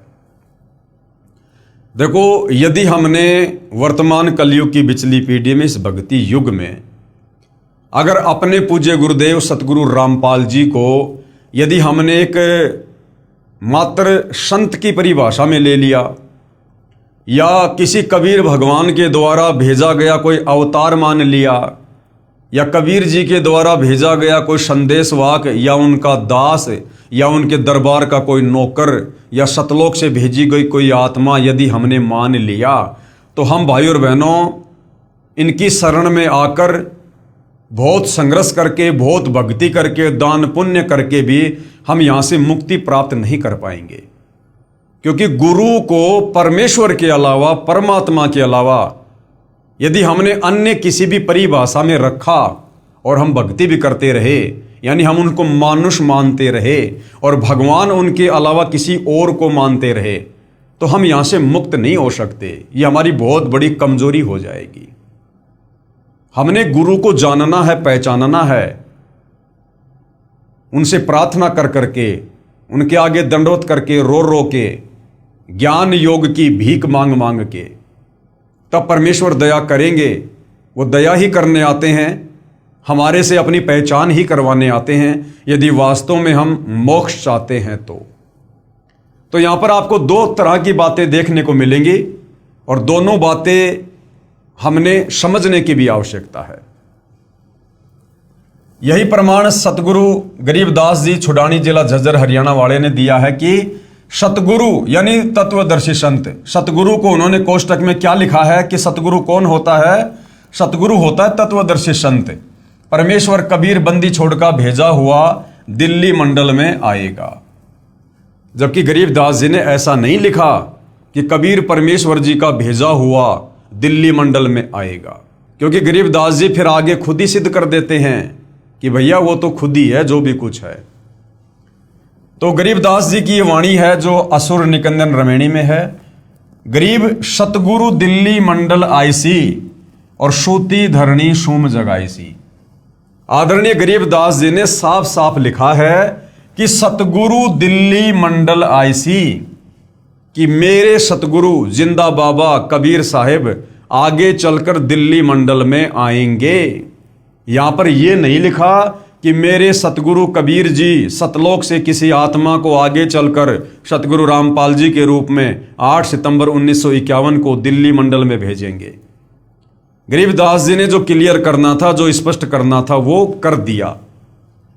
सतगुरु दिल्ली मंडल आईसी। अब गरीबदास जी के सतगुरु हैं कबीर जी, और गरीबदास जी कह रहे हैं कि मेरे सतगुरु कबीर जी आगे चलकर दिल्ली मंडल में आएंगे। और दिल्ली मंडल में भाई और बहनों कौन आए हैं? सतगुरु रामपाल जी आए हैं। क्योंकि फिर वो क्या करेंगे? सूती धरणी सूम जगाईसी। सूती धरणी यानी जिस धरती ने भगत पैदा करने छोड़ दिए, जिस धरती पर कंजूस लोग पैदा हो चुके हैं दिल्ली मंडल में, सतगुरु आकर उनको भक्ति देकर, तत्व ज्ञान देकर जगाएगा, फिर से भक्ति पर लगाएगा, उनको दान धर्म जो है करना सिखाएगा, उनको दानी बनाएगा। तो यहां पर गरीबदास जी ने यह नहीं कहा कि कोई आत्मा आएगी या कबीर जी किसी को भेजेंगे। साफ साफ लिखा है सतगुरु दिल्ली मंडल आईसी और सूती धरणी सूम जगाईसी। परमात्मा की भक्ति बिना कंजूस हो गए व्यक्तियों को जगाएगा। गांव धनाना जिला सोनीपत पहले दिल्ली शासित क्षेत्र में पड़ता था, इसलिए संत गरीबदास जी महाराज ने कहा है कि सतगुरु यानी वास्तविक ज्ञान जानने वाला संत, और वास्तविक ज्ञान जानने वाला संत सतगुरु धरती पर केवल कबीर परमात्मा ही हो सकते हैं, दूसरे नहीं। इसलिए संत गरीबदास जी महाराज ने कहा है कि सतगुरु यानी वास्तविक ज्ञान जानने वाला संत अर्थात तत्वदृष्टा संत दिल्ली मंडल में आएगा। अब तत्वदृष्टा संत यदि दिल्ली मंडल में आएगा तो तत्वदृष्टा संत तो स्वयं कबीर भगवान ही होते हैं, दूसरा और कोई नहीं होता। अब आगे क्या लिखा भाई और बहनों, हमने इस वाणी को समझने की आवश्यकता है। साहेब कबीर तकत खवासा और दिल्ली मंडल लीजे वासा। भावार्थ है कि परमेश्वर कबीर बंदी छोड़ के तकत यानी दरबार का खास नौकर अर्थात परमेश्वर का नुमाइंदा प्रतिनिधि दिल्ली मंडल में वास करेगा, अर्थात वहां उत्पन्न होगा। अब भाई और बहनों, ये बहुत ही अध्यात्म की गहराई वाली बातें हैं। जब कबीर परमात्मा धरती पर आते हैं तो कुछ आत्माओं पर मालिक विशेष रहम करते हैं, रजा करते हैं, मेहर करते हैं। जो उन्हीं की तरह उनके सत्ज्ञान का आगे प्रचार करते हैं। तो यहां पर उन आत्माओं के विषय में ये जो वाणी है ये लिखी हुई है, ना कि ये कबीर परमात्मा जी के विषय में लिखी हुई है। क्योंकि गरीबदास जी अपने कबीर भगवान की समर्थता से भली भांति परिचित हैं, और इसीलिए उन्होंने साफ साफ कह दिया यहां पर कि सतगुरु दिल्ली मंडल आए सी, सोती धरनी सोम जगाई सी। आदरणीय गरीबदास जी जो स्वयं अपनी आंखों से सतलोक देख चुके थे, परमात्मा की समर्थता और महिमा से परिचित हो चुके थे, वो कभी भी ये नहीं कह सकते कि वो कबीर परमात्मा उत्पन्न होगा या वो जन्म लेगा। आदरणीय गरीबदास जी को भली भांति पता है सृष्टि रचना का, कि सतलोक से परमात्मा किसी भी आत्मा को या अपने किसी भी नौकर को यहां धरती पर तत्व ज्ञान प्रचार के लिए नहीं भेजते हैं। क्योंकि सृष्टि रचना में आप और हमें पता चल चुका है कि सतलोक में सृष्टि रचना की शुरुआत से पहले ही हम जीव आत्माओं को अपनी औकात याद दिलाने के लिए कबीर परमेश्वर ने सर्वप्रथम अपने 12वें नंबर के पुत्र अचिंत से कहा था कि बेटा मैं तुम्हें शब्द शक्ति प्रदान करता हूं, तुम सतलोक में कुछ रचना करो। वो अचिंत परमात्मा से शब्द शक्ति प्राप्त करके, शक्ति प्राप्त करके वो सतलोक में सृष्टि की रचना भी नहीं कर पाया। तो सोचो भाई और बहनों, फिर अन्य आत्माओं की क्या औकात, क्या बिसात, जो सतलोक से और इस काल लोक में युगों युगों से अज्ञानता की गहरी निंद्रा में सोई पड़ी आप और हम आत्माओं को जगाकर वापस सतलोक ले जाएंगे। तो भाई और बहनों, यहां पर दो बातें हैं। यहां पर कबीर परमेश्वर कुछ आत्माओं पर विशेष दया करते हैं, मेहर करते हैं, अपने अध्यात्म को समझाते हैं। और दूसरा फिर कबीर परमेश्वर ने इसी वाणी में आगे बोल रखा है कि सतगुरु दिल्ली मंडल आईसी, सूती धरनी सूम जगाईसी, और काग भूषण छत्तर के आगे, गंधर्व करत चलत है रागे। तो काग भूषण जैसी जो पुण्यात्मा हैं, वो भी जब सतगुरु दिल्ली मंडल में आते हैं तो उसके बाद परमेश्वर उस काग भूषण वाली आत्मा को भी जो है यहाँ पर उत्पन्न करते हैं, और वो आत्मा फिर आगे चलकर सतगुरु के मिशन में सहयोगी बनती है। तो यहाँ पर आत्मा के लिए इस प्रकार के शब्दों का प्रयोग होता है, उत्पन्न होगा। और रही बात भाई और बहनों, क्योंकि महापुरुष ने कोई वाणी लिखी है तो बहुत सोच समझ के लिखी होती है। तो गरीबदास जी जो वाणी यहां पर लिख रहे हैं कि साहिब कबीर तकत खवासा और दिल्ली मंडल लीजे वासा, यानी सतगुरु परमेश्वर कबीर जी के दरबार का खास नौकर अर्थात परमेश्वर का नुमाइंदा प्रतिनिधि दिल्ली मंडल में वास करेगा, अर्थात वहां उत्पन्न होगा। तो भाई और बहनों, अपने खास नौकर की भूमिका भी कबीर परमात्मा खुद ही करते हैं। जैसे आप और हमें पता होगा, जब इब्राहिम सुल्तान के पास कबीर परमात्मा गए तो तीसरी बार जब वो गए तो बांदी का रूप बनाकर गए।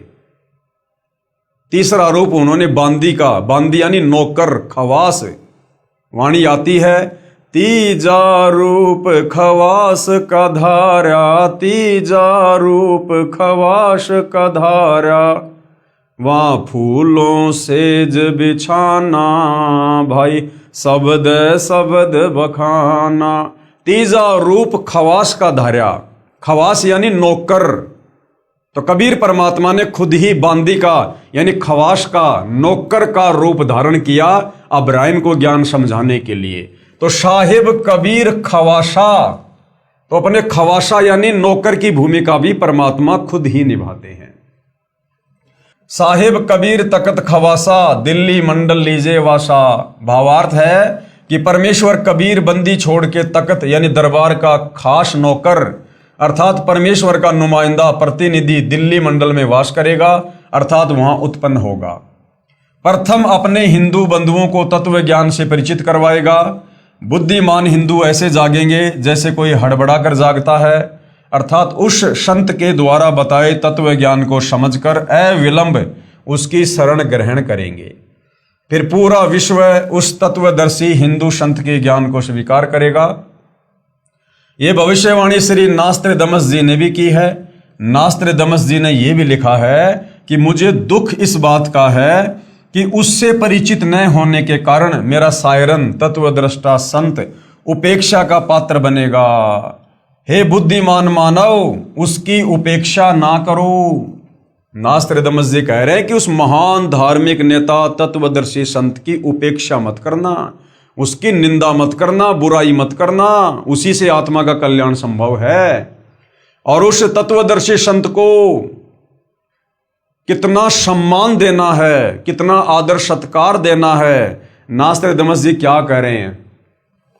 वह तो सिंहास नस्त करके, सिंहास नस्त यानी आसन पर बैठा कर, और आराध्य देव यानी इष्ट देव यानी अपना परमपिता परमात्मा मानकर, आराध्य देव यानी इष्ट देव रूप में मानने योग्य है।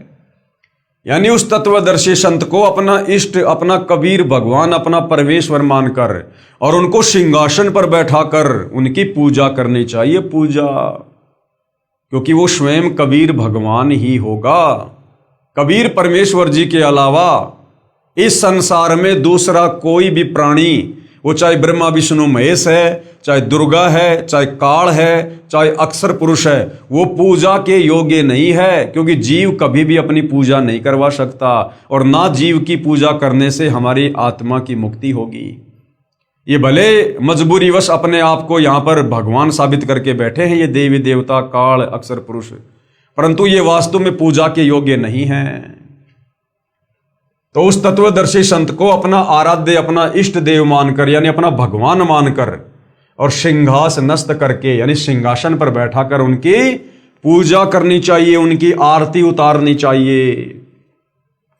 वह हिंदू धार्मिक संत सायरन आदि पुरुष यानी पूर्ण परमात्मा का अनुयायी जगत का तारणहार है। तो भाई सतगुरु रामपाल जी स्वयं ही पूर्ण परमात्मा हैं, ये किसी के अनुयायी नहीं है, ये तो यहां पर अनुयायी बनाने के लिए आए हैं। नास्त्रदामस जी भविष्य वक्ता ने पुस्तक पेज नंबर 41 और 42 पर 3 शब्द का उल्लेख किया है। कहा है कि वह विश्व विजेता तत्वदृष्टा संत क्रूर चंद्र अर्थात काल की दुखदायी भूमि से छुड़ाकर यानी 21 ब्रह्मांड से छुड़वाकर अपने आदि अनादि पूर्वजों के साथ यानी सतलोक में वारिस बनाएगा तथा मुक्ति दिलाएगा। यहां पर उपदेश मंत्र की ओर संकेत है कि वह सायरन केवल 3 शब्द ओम तत् सत्य ही मंत्र जाप देगा। एक विजयी ज्ञाता, ये जो 3 शब्द हैं ये नाम दीक्षा की ओर संकेत कर रहे हैं। इन 3 शब्दों के साथ मुक्ति का कोई अन्य शब्द ना चिपकाया जाए, यानी ओम तत् सत, इसके अलावा कोई चौथी बार में दीक्षा वगैरह अगर दे रहा है तो नास्त्रदामस जी साफ साफ मना कर रहे हैं कि 3 बार की दीक्षा के अलावा कोई चौथी बार की दीक्षा यदि दे रहा है तो उस तत्वदर्शी संत को वो मान्य नहीं होगा। यही प्रमाण पवित्र ऋग्वेद मंडल 10 सूक्त 90 मंत्र 16 में, सामवेद श्लोक संख्या 822 तथा श्रीमद् भगवद गीता अध्याय 17 श्लोक 23 में है कि पूर्ण संत क्यों कौन होता है? तत्वदर्शी संत। 3 मंत्र ओम तत् सत जिनमें तत् तथा सत सांकेतिक हैं देकर पूर्ण परमात्मा आदि पुरुष की भक्ति करवाकर जीव को काल जाल से मुक्त करवाता है। फिर वह साधक की भक्ति कमाई के बल से वहां चला जाता है जहां आदि सृष्टि के अच्छे प्राणी रहते हैं, यानी सतलोक में हमारे और भाई बंधु जहां पर रह रहे हैं, जहां से ये जीव अपने पूर्वजों को छोड़कर क्रूर चंद्र यानी काल प्रभु के साथ आकर इस दुखदायी लोक में फंसकर कष्ट पर कष्ट उठा रहा है। ये क्रूर चंद्र कौन है? ये काल है। हम इसके चक्कर में क्यों फंसे, कैसे फंसे, इसके लिए हम सृष्टि रचना में भली भांति पढ़ चुके हैं। नास्त्रदामस जी ने यह भी स्पष्ट किया है कि मध्यकाल अर्थात पिछली पीढ़ी हिंदू धर्म का आदर्श जीवन जिएंगे। सायरन यानी तत्वद्रष्टा संत अपने ज्ञान से दैप्तीयमान उतंग ऊंचा स्वरूप अर्थात सर्वश्रेष्ठ शास्त्र अनुकूल भक्ति विधान फिर से बिना शर्त उजागर करवाएगा और मानवीय संस्कृति अर्थात मानव धर्म के लक्षण निर्धोक यानी निष्कपट भाव से संवारेगा। मध्या कालात हिंदू धर्माचे व हिंदूच्या आदर्शवत झालेल, ये मराठी भाषा में लिखा है। यह मराठी भाषा में पेज नंबर 42 पर लिखा है कि उपरोक्त भावार्थ है कि पिछली पीढ़ी का उद्धार सायरन करेगा। यानी पिछली पीढ़ी वाले आप और हम भक्तों का जो भक्ति पर लग जाएंगे, आजीवन मर्यादा में रहेंगे, उन भक्तों का उद्धार, उनका मोक्ष वो शायरन करेगा।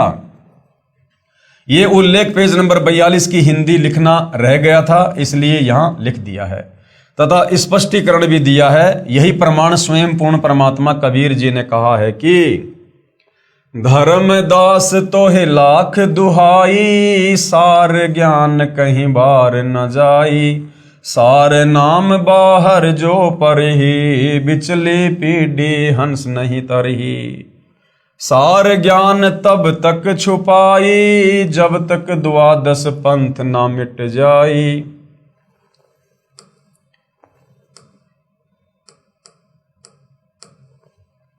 धर्मदास तोहे लाख दुहाई, सार ज्ञान व सार शब्द कहीं बाहर ना जाई, सार नाम बाहर जो पढ़ी, भाई बिचली पीढ़ी हंस नहीं तरही, और सार ज्ञान तब तक छुपाई जब तक द्वादश पंथ ना मिट जाई। जैसे ईस्वी सन 1947 में भारतवर्ष अंग्रेजों से मुक्त हुआ, उससे पहले हिंदुस्तान में शिक्षा नहीं थी। यानी सन 1947 में भारत देश के आज़ाद होने से पहले जो शिक्षा थी, जो पढ़ाई लिखाई थी, वो केवल चंद व्यक्तियों तक ही सीमित थी। आम व्यक्ति को नहीं पढ़ने दिया जाता था, आम व्यक्तियों को पढ़ने का अधिकार नहीं था। केवल ये जो धर्मगुरु थे, जो ब्राह्मण समाज था, यही लोग पढ़ा करते थे। लेकिन सन 1951 में सतगुरु रामपाल जी महाराज को परमेश्वर कबीर जी ने पृथ्वी पर भेजा। अब बार बार संकेत करने की आवश्यकता नहीं पड़नी चाहिए, आप सबको पता है कि सतगुरु रामपाल जी स्वयं सतलोक से चलकर आए हैं या इनको किसी ने भेजा है। सन 1951 में सतगुरु रामपाल जी महाराज स्वयं सतलोक से चलकर पृथ्वी पर प्रकट हुए। सन 1947 से पहले कलयुग की प्रथम पीढ़ी जाने तथा 1947 से बिचली पीढ़ी प्रारंभ हुई है। सन 1947 से पहले कलयुग की प्रथम पीढ़ी और सन 1947 के बाद कलयुग की दूसरी पीढ़ी शुरू होती है। यानी जैसे ही सतगुरु रामपाल जी 8 सितंबर 1951 को धरती पर प्रकट होते हैं, उसी दिन कलयुग की दूसरी पीढ़ी शुरू हो जाती है और यह 1000 वर्ष तक सत्य भक्ति करेगी। इस दौरान जो पूर्ण निश्चय के साथ भक्ति करेगा वह सतलोक चला जाएगा।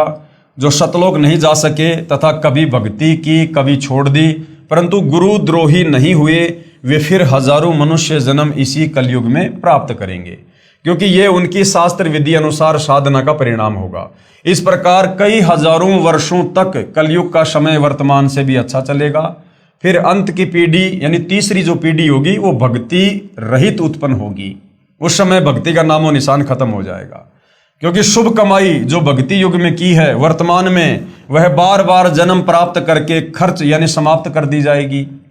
इस प्रकार कलयुग के अंत की पीढ़ी कृतघ्नी होगी, वे भक्ति नहीं कर सकेंगी। इसलिए कहा है कि अब कलयुग की बिचली पीढ़ी चल रही है। 1947 से सन 2006 से वह सायरन यानी धार्मिक नेता, तत्वदर्शी संत सभी के समक्ष प्रकट हो चुका है। वह है सतगुरु रामपाल जी महाराज। उपरोक्त ज्ञान जो बिचली पीढ़ी व प्रथम तथा अंतिम पीढ़ी वाला सतगुरु रामपाल जी महाराज अपने प्रवचनों में वर्षों से बताते आ रहे हैं, जो अब नास्त्रदमस जी की भविष्यवाणी ने भी स्पष्ट कर दिया है। इसलिए संत गरीबदास जी महाराज ने कहा है कि कबीर परमेश्वर की भक्ति पूर्ण संत से उपदेश लेकर करो, नहीं तो ये अवसर फिर हाथ नहीं आएगा। गरीब समझा है तो सिर धर पाओ, बहुर नहीं रे ऐसा दाव। कि अगर तुम्हें सच्चे संत की परिभाषा समझ में आ गई है और तुम्हें यकीन हो गया है कि धरती पर वर्तमान में पूर्ण संत केवल सतगुरु रामपाल जी हैं, इन्हीं के पास पूर्ण ज्ञान है, आध्यात्मिक मार्ग है, और यदि इनसे उपदेश नहीं लिया तो आत्मा का कल्याण नहीं हो पाएगा। यहाँ पर असंख्य युगों के लिए कष्ट भोगने के लिए रह जाएंगे। तो अगर ये बात तुझे समझ में आ गई है, समझा है तो सिर धर पाँव, कि तेजी से दौड़ ले। सर पर पांव रख के दौड़ने का मतलब है जैसे आपत्ति के समय इंसान बहुत तेज गति से दौड़ता है। इसी प्रकार यदि आपको ये बात समझ में आ गई है कि यदि हमने सत भक्ति नहीं की सतगुरु रामपाल जी से उपदेश लेकर, और यदि सतगुरु रामपाल जी सतलोक के लिए प्रस्थान कर गए, उसके बाद कुछ भी हाथ नहीं आएगा, तो भैया अपनी आत्मा के कल्याण के लिए फटाफट उनके ज्ञान को सुन समझ उनसे उपदेश लेके भक्ति मार्ग पर लग गए। बहुर नहीं रे ऐसा दाव, ये मौका फिर बाद में हाथ नहीं आएगा। भावार्थ है कि यदि आप तत्व ज्ञान को समझ गए हैं तो सिर पर पैर रख अर्थात अति शीघ्रता से तत्वदर्शी संत रामपाल जी महाराज से उपदेश लेकर अपना कल्याण करवाओ।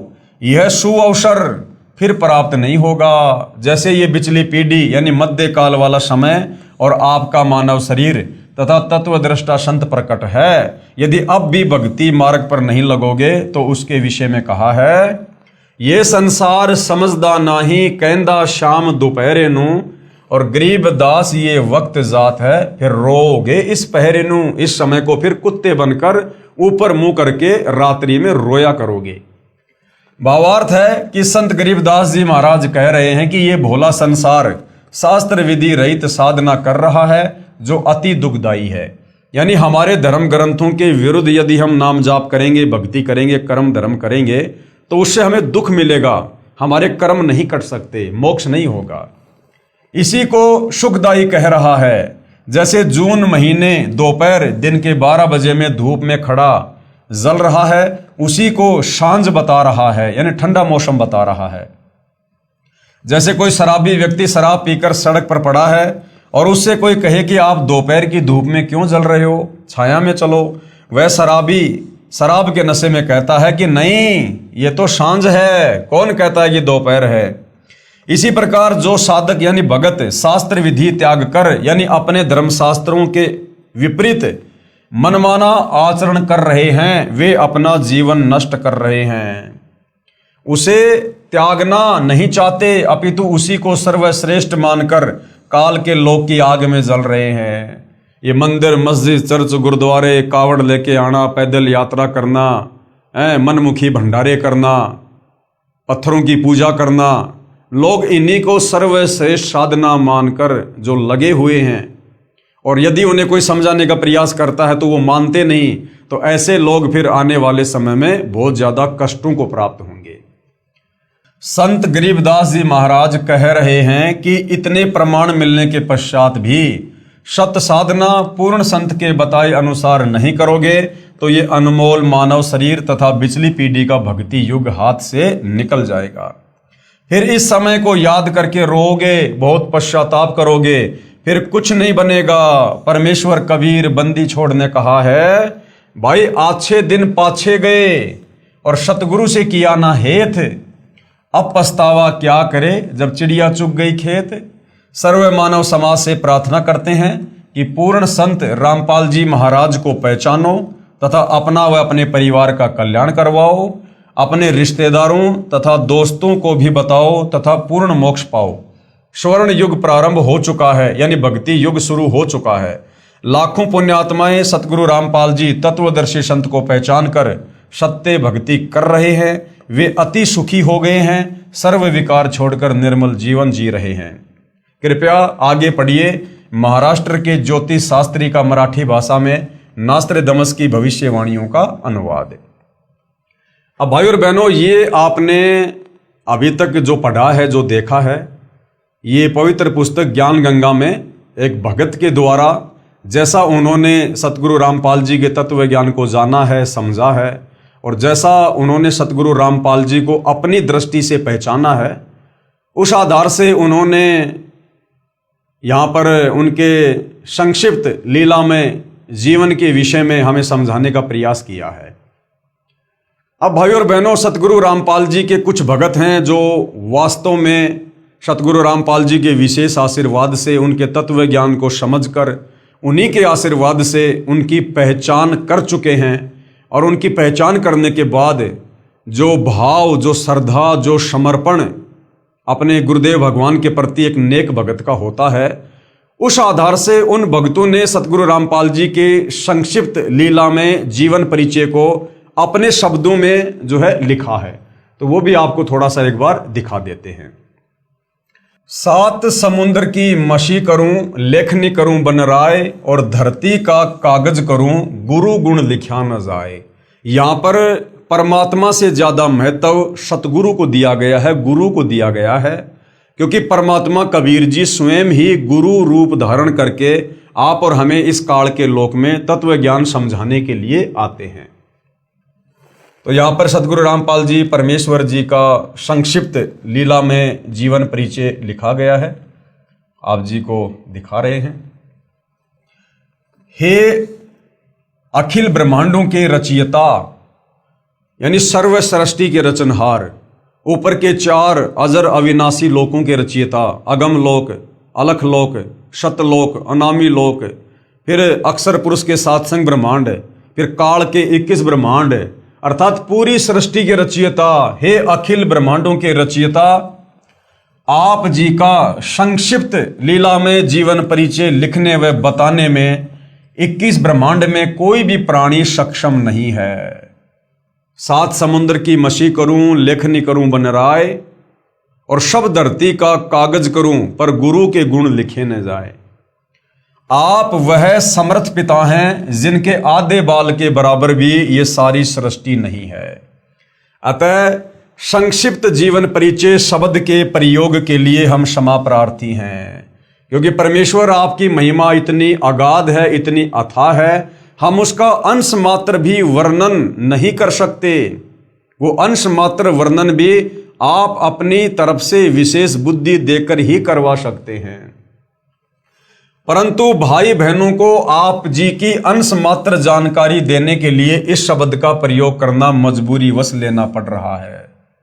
परमेश्वर आप जी कौन? सतगुरु रामपाल जी की अमर वाणी कहती है कि चारों युग में हम पुकारें, यानी परमात्मा चारों युगों में स्वयं ही संत का रूप धारण करके आते हैं। और कूक कहा हम हेल रे, हमने ऊंची आवाज में बोल बोल के वाणियों द्वारा लोगों को तत्व ज्ञान समझाया। और हीरे मोती माणक बरसें, परमात्मा कहते हैं चारों युगों में हमने तत्व ज्ञान रूपी, मुक्ति रूपी हीरे माणिक लाल बरसाए, अर्थात ये अमृत ज्ञान देना चाहा, परंतु ये जग चुगता ढेल रे। लेकिन काल प्रेरणा से ये संसार केवल डले ढोने में लगा रहा, शास्त्र विरुद्ध साधना को ही करने में लगा रहा। अर्थात काल जाल से अपनी आत्माओं को चेताने व निज घर की जानकारी देने के लिए आप कबीर देव कौन? सत्य पुरुष। कौन सत्य पुरुष? सतगुरु रामपाल जी सतलोक से चलकर चारों युगों में स्वयं ही आते हैं। सतयुग में सत सुकृत ऋषि नाम से, त्रेता में मुनिंद्र ऋषि नाम से, द्वापर युग में करुणा में ऋषि नाम से, और कलयुग की प्रथम पीढ़ी में कबीर देव नाम से। उसके लगभग 250 वर्ष बाद गरीबदास जी महाराज जी के नाम से, और अब पिछली पीढ़ी में 8 सितंबर 1951 को गांव धनाना, जिला सोनीपत, हरियाणा में अपने विधान अनुसार अतिथि रूप में धरती पर सतगुरु रामपाल दास या संत रामपाल दास नाम से प्रकट हो चुके हैं। यानी इस नाम से प्रकट होकर अपने आप को छुपाकर आप जी वर्तमान में लीला कर रहे हैं। अपने नाम के आगे दास शब्द वह परमात्मा सिर्फ हम आत्माओं को दास की परिभाषा समझाने के लिए लगाते हैं, अन्यथा सतगुरु रामपाल जी को अपने नाम के आगे दास शब्द लगाने की आवश्यकता नहीं है। साहिब से सतगुरु भये, यानी हे कबीर परमेश्वर सतगुरु रामपाल जी, आप साहिब हैं, आप परमात्मा हैं, आप सतलोक में निर्गुण रूप में सर्व सृष्टि का पालन करते हैं।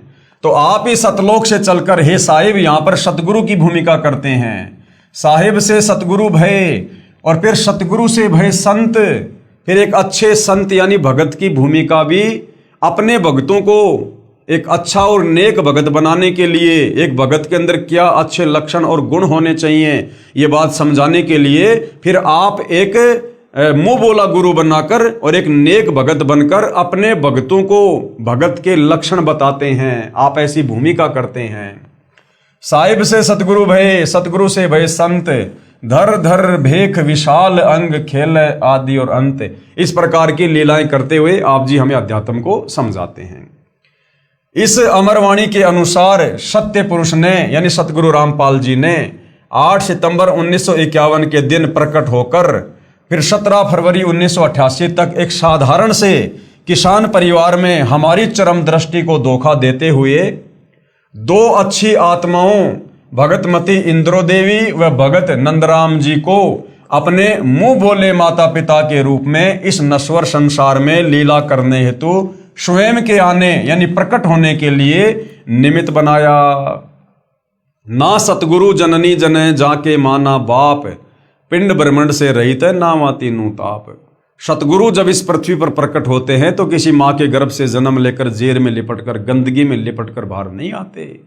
जीव माँ के गर्भ में 9 महीने नरक कुंड भोगता है, यातना भोगता है अपने कर्मदंडों के तहत। कबीर परमात्मा किसी माँ के गर्भ में नरक नहीं भोगते। तो ये परमात्मा केवल इस प्रकार की सांसारिक दिखावे में लीला करते हैं, एक मुंह बोला पिता, एक मुंह बोली माता बनाते हैं और इस प्रकार से परमेश्वर धरती पर प्रकट होकर हमारी चरम दृष्टि को धोखा देते हुए फिर आगे चलकर सतगुरु की भूमिका करते हैं, हम तक ये ज्ञान पहुंचाते हैं। 17 फरवरी 1988 को ठीक उसी तरह कबीर सागर में लिपिबद्ध अपनी वाणी के अनुसार 600 साल पहले की तरह गुरु शिष्य परंपरा व भगत बनकर हम जीव आत्माओं को एक भगत के लक्षण समझाने के लिए जैसे पंडित रामानंद जी को मुंह बोला गुरु बनाया था, ठीक उसी तरह जगत गुरु होने के उपरांत भी 17 फरवरी 1988 को आदरणीय रामदेवानंद जी को अपना मुंह बोला गुरु बनाकर 12वें पंथ में प्रवेश किया तथा उसके बाद सन 1994 से सत्संग व नामदान देना शुरू करके सच्चे सतगुरु की भूमिका निभा रहे हैं। साहिब से सतगुरु भय, सतगुरु से भय संत। आप स्वयं कबीर देव हैं। कौन? सतगुरु रामपाल जी, क्योंकि महिमा उनकी हो रही है। संक्षिप्त लीला में जीवन परिचय सतगुरु रामपाल जी का बताया जा रहा है, तो बार बार उनका नाम नहीं लिया जाता। समझदार को संकेत ही काफी होता है। आप यानी सतगुरु रामपाल जी स्वयं कबीर देव हैं और मर्यादा में रहकर भक्ति करने वाली अनेक आत्माओं को आपने जीवन दान व आध्यात्मिक सुख देने के साथ साथ शास्त्र अनुसार भक्ति देकर मोक्ष का मार्ग भी दिखा दिया। सन 1994 से आज तक आप जी ने परमार्थ के लिए निस्वार्थ भाव से जो संघर्ष करके दिखाया है, यह आपकी दयालुता, साधुता व समर्थता का प्रमाण है।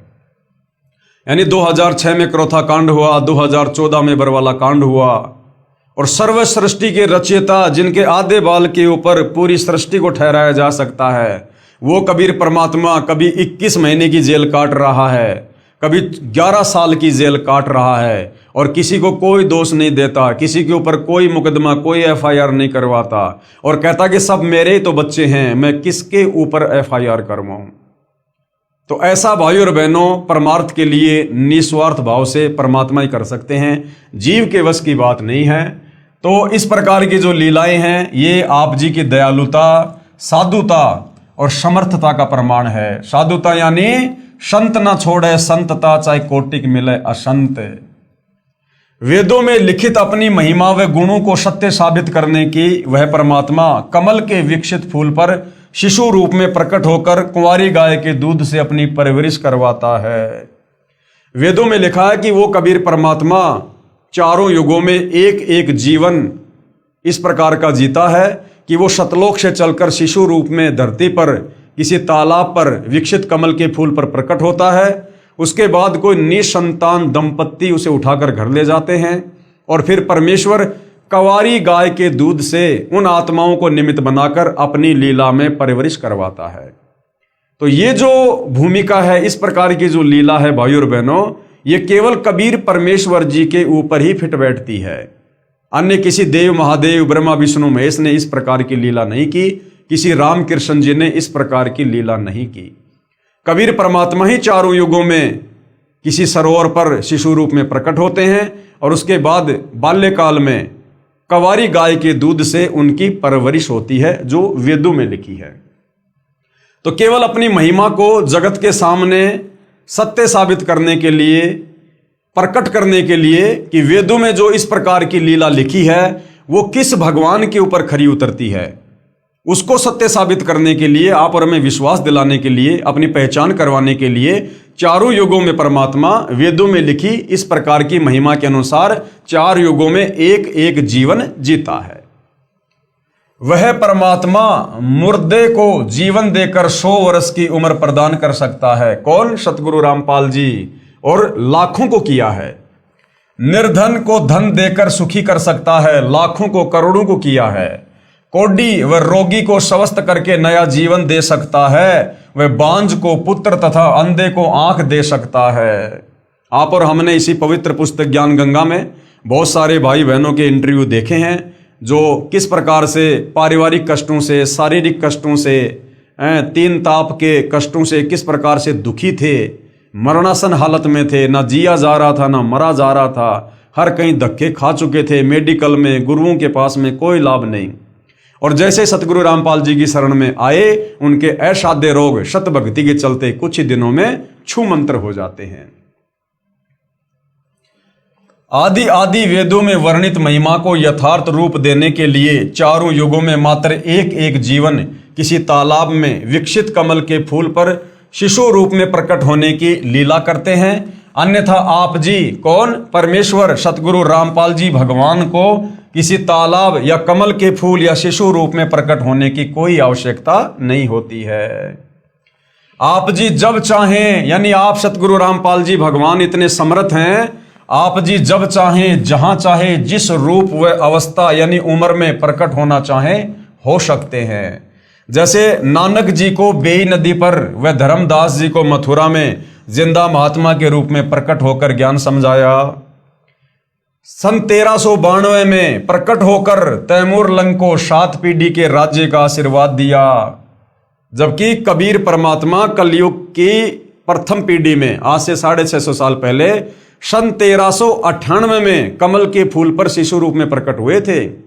लेकिन उससे 6 साल पहले कबीर परमात्मा आए 1398 में, और 1398 से पहले 1392 में कबीर परमात्मा सतलोक से चलकर तैमूर लंग को मिले और तैमूर लंग की एक रोटी खाकर 7 पीढ़ी का राज्य दिया। तो ये कबीर परमात्मा कमल के फूल पर शिशु रूप में केवल वेदों में लिखी अपनी महिमा को सत्य साबित करने के लिए प्रत्येक युग में एक एक जीवन जीते हैं। अन्यथा इनको आवश्यकता नहीं है। ये तो जब चाहें, जैसे चाहें, जिस रूप में, जहां चाहें, कभी भी प्रकट हो सकते हैं। कितनी बार ये प्रकट हो सकते हैं? लगभग 300 वर्ष पहले आदरणीय गरीबदास जी महाराज जी के रूप में प्रकट होकर सदग्रंथ साहिब की रचना की तथा छुडानी गांव में गंगा जी को प्रकट करने तक की अद्भुत लीला की। लगभग 60-65 वर्ष तक छुडानी से निर्वाण होने के बाद 35 वर्ष तक उसी रूप में सहारनपुर उत्तर प्रदेश में अपने प्रिय भगत भूमड़दास सैनी के बाग में रहने की लीला की।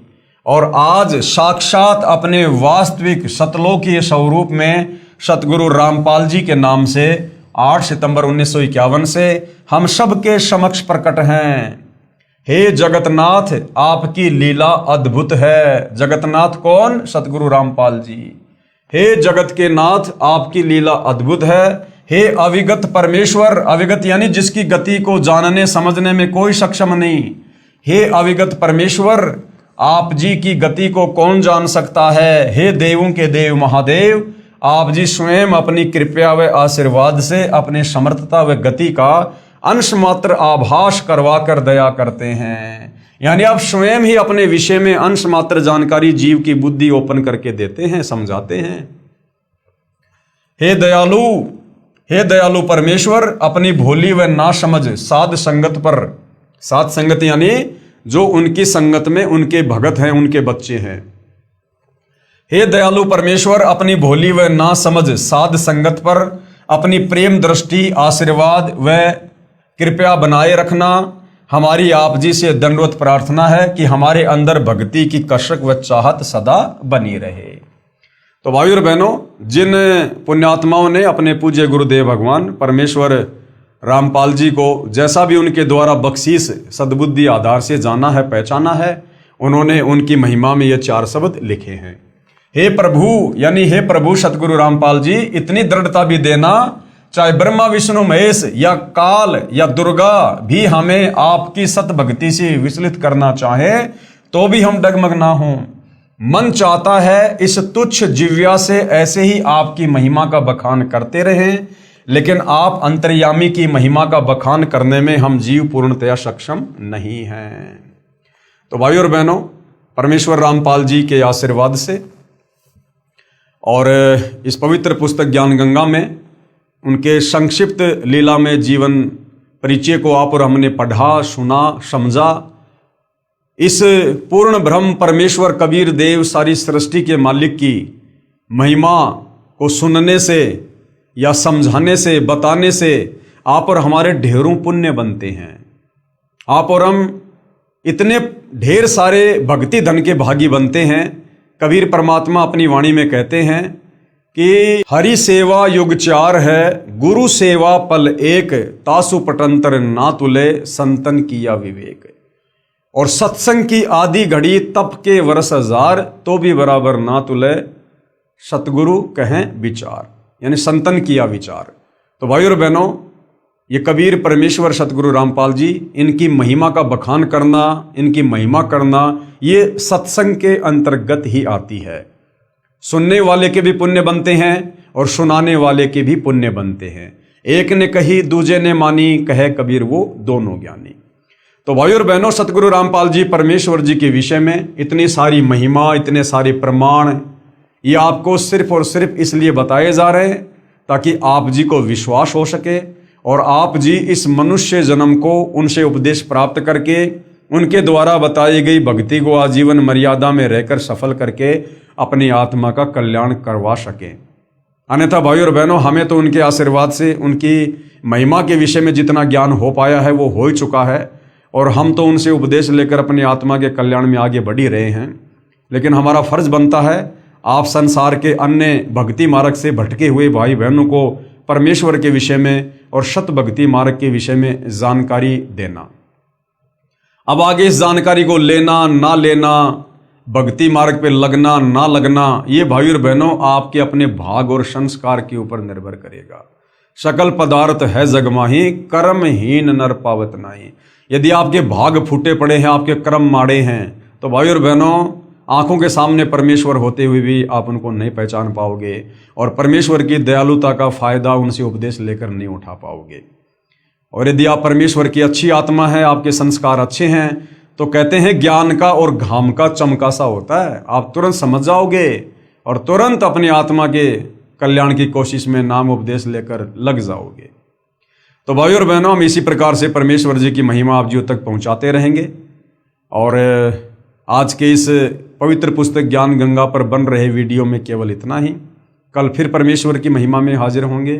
तब तक पूज्य गुरुदेव भगवान हम सबको आज्ञा दे, आशीर्वाद दे, सद्बुद्धि दे। बंदी छोड़ सतगुरु रामपाल जी परमेश्वर जी की जय हो।